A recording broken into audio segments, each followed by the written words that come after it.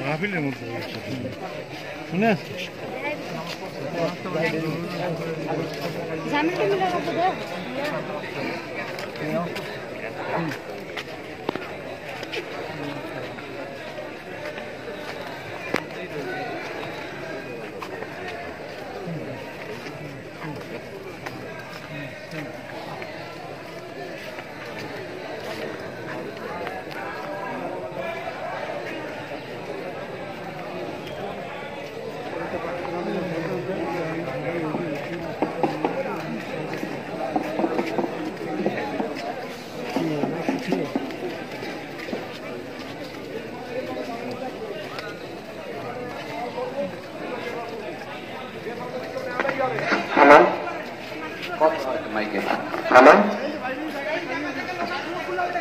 আলহামদুলিল্লাহ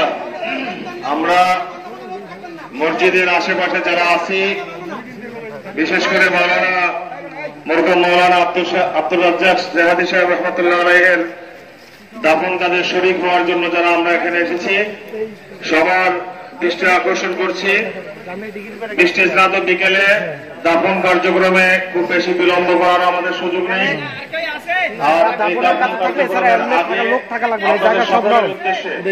যারা বিভিন্ন এলাকা থেকে এসেছেন এই এলাকার যে সকল